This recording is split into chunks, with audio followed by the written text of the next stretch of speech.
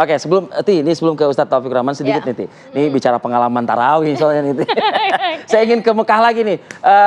Pak Ismail Nahdi, tarawih di Mekah itu kabarnya kan memang satu malam itu 1 juz begitu ya. Nah itu gimana rasanya gitu? Ya.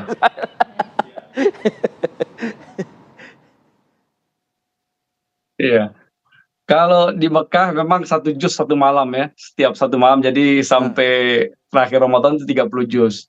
Karena imamnya bacanya enak, tajwidnya enak, jadi kita benar-benar meresapi. Sehingga 1 juz itu nggak berasa gitu, nggak berasa capek ya kan.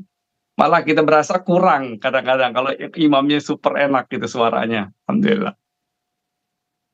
Nah itu kalau ini sebetulnya bukan untuk apa-apa, mohon maaf ya, karena kan mungkin kan masyarakat di tanah air kan juga mungkin belum ada yang pernah melaksanakan tarawih di sana dan sebagainya. Kalau untuk durasi itu berapa lama sih? Biasanya mulai dari jam berapa sampai jam berapa? Ya, mulai dari jam 8:30 sampai jam 10 ya, atau kadang sampai 10:30. Oh. Nggak begitu lama padahal ya? Begitu lama juga ya. Waktu Saudi Arabia. Oke. Iya. Waktu Saudi Arabia. Kalau untuk tarawih sendiri di tahun ini juga tidak ada perbedaan ya di sana ya? Iya, tidak ada perbedaan, sama aja dengan tahun kemarin. Oke, baik. Saya mau kembali lagi ke Pak Ustadz. Pak Ustadz berbicara mengenai tarawih. Ini kan juga kalau melaksanakan. Gue mau nanya nih, Ti. Tapi nggak ngerasain belum. 1 juz 1 malam loh, Ti. Tapi tadi nggak begitu lama, Vi. Kalau memang pakai iman begitu ya, Pak Ustadz ya, kayaknya nikmat aja gitu kan. Tapi ya apa Mbak, ini kalau sudah bicara di Mekah, di Madinah, termasuk di Indonesia, berapapun yang dibaca, kalau sudah berdirinya pakai iman, itu 1 juz 2 juz berasa kurang. Itu apalagi tadi yang Ustadz Ismail udah jelaskan, memang nih al-imam, domin, imam ini penanggung. Jadi nggak beda kita naik kendaraan. Kalau drivernya handal, ya enak, itu makmum pun nggak berasa lelah. Gitu. Jadi memang imam nih betul-betul yang harus redaksi atau kriteria imam bukan yang tua, tapi memang makanya sejak dari dulu Nabi menyebut a'lamuhum, yang lebih alim. Alim tuh yang lebih menguasai bacaan Qur'annya, ya apalagi memang suaranya juga memang Allah kasih kelebihan suaranya asik gitu dengan tajwidnya. Itu tambah lagi kita berdiri pakai iman yang tadi seperti Ustaz sampaikan, rasanya kurang. Rasanya kurang. Di Indonesia juga bisa begitu kok. Cuman memang kapasitas pengikut yang begitu rada kurang. Nah, ini sekali lagi nih Ustaz nih. Ini bukan suuzon lagi nih, ya kan? Tapi emang susah loh ya ngetes kesabaran di bulan Ramadan gitu. Baru kita angkat Allahu Akbar. Bismillahirrahmanirrahim. Ini panjang nih, udah panjang nih. Nah itu ngetes kesabaran ini susah gitu. Gimana nih? Ada kiat-kiatnya nggak Ustadz? Jadi patut diingat ya, tarawih sendiri artinya sholat santai.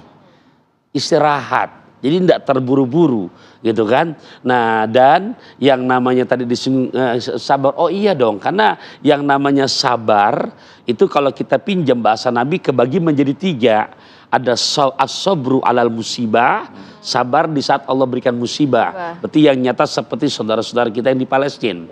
Nah kemudian ada lagi as-sabru alal maksiyah, sabar ketika maksiat di depan mata. Kita lagi puasa nih, gitu kan. Kita keluar, kadang-kadang kan kalau sekarang masih terasa puasanya Indonesia. Atau ntar seminggu kedua gitu kan. 10 hari kedua, 10 hari ketiga. Gitu kan. Kan bisa aja, mungkin kru nggak tahu kita belagak beluda. Itu maksiat gitu. Nah sabar yang ketiga tadi yang ditanyakan as-sabru alal ibadah, sabar dalam hal ibadah. Dan sholat itu salah satu cara mi'raj hamba kepada Allah. Mi'raj itu maksudnya berjumpa dengan Allah, sesuatu yang kita cintai, objeknya Allah. Di saat kita berjumpa, tidak beda kita dengan istri kita. Sudah saling take and give. I love you, you love me. You and me, fa belong. I belong to you, you belong to me. You and me, pa belong. Pasti di saat ketemu, inginnya lama. Nah begitupun dengan sholat. Betul, iya sama lah ya. Iya. Nah makanya tolong untuk mereka nih di saat perintah buat sholatnya sama beriman, sholat juga puasa juga sama. Konsep Quran surat Al-Baqarah ayat 153, ya ayyuhalladzina amanusta'inu bis-sabri was-shalah. Hai orang-orang yang beriman, minta tolonglah kamu kepada Allah dengan cara sabar dan sholat. Tapi gimana caranya Pak Ustadz? Kadang-kadang kan kita suka tidak bisa mengontrol emosi dan kesabaran. Lagi macet-macetan pulang kantor mau buka puasa. Bertabrakan, emosi, ya kan? Klakson. Kemudian juga banyak hal-hal yang juga bagaimana nih kita harus bisa ngerem emosi kita, memupuk kesabaran kita di bulan suci. Berarti refleksi daripada puasanya belum kita dapatkan. Ini juga jejak 14 abad tahun yang lalu Nabi wanti-wanti, rubbas soim laisalahu min siyamhi ilal ju'i wal atos. Berapa banyak nanti engkau dapati umatku yang mereka berpuasa nggak kalah puasanya, pol, tapi punten cuma dapat 2, lapar dan haus. Jadi janji Quran tujuan puasa untuk menggapai, menggiring menjadi la'allakum tattaqun itu kosong. Tatakun gimana sih? Ya saya pinjam bahasa Imam Husairi yang di hatinya tak makin handap asor, tawadu.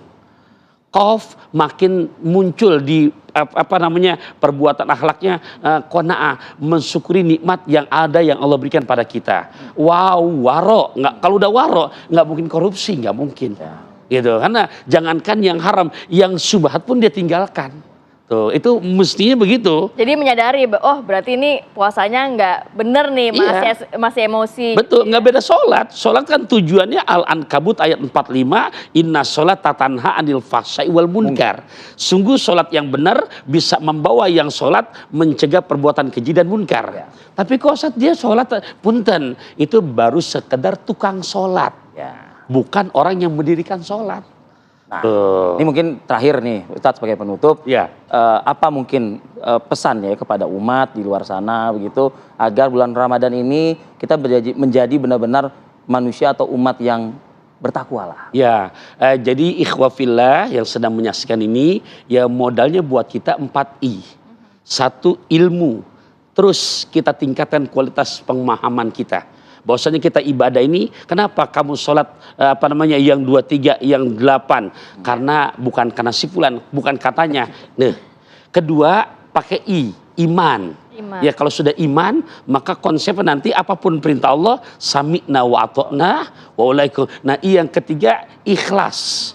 Tingkatkan nilai ikhlasnya. Kalau sudah ikhlas, lillah indah. Enggak lillah lelah. Nah, yang terakhir nih istiqomah. Bisa nggak Ramadan bukan hanya di Ramadan doang, 11 bulan Ramadan, di luar Ramadan kita jadikan seperti Ramadan. Oke, baik Ustaz. Amin, harapannya seperti itu ya Pak Ustadz ya. Oke Pak Ismail, terakhir juga nih buat Anda nih Pak Ismail. Apa ya mungkin yang bisa disampaikan juga oleh kita yang ada di sana memaknai bulan suci Ramadan ini, apalagi berada di kota suci yang menjadi harapan juga seluruh umat di dunia begitu loh. Iya, jadi menjadi harapan kita sebagai umat Islam ya di seluruh dunia tentunya adalah menjadikan momen Ramadan ini sebagai satu tempat kita untuk bertolak, menghidupkan kembali solidaritas sesama Muslim ya, terutama kepada saudara-saudara kita yang ada di Palestina.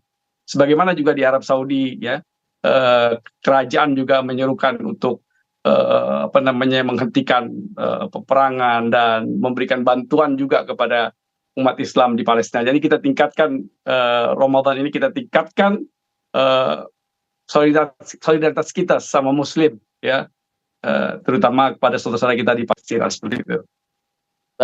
Baik, terima kasih banyak Pak Ismail. Selamat sahur Pak Ismail. Selamat sahur, lancar-lancar puasa di sana. Terima kasih juga Pak Ustadz. Sama-sama. Terima kasih banyak. Hadir pada pagi hari ini, sehat selalu. Assalamualaikum. Amin. Waalaikumsalam.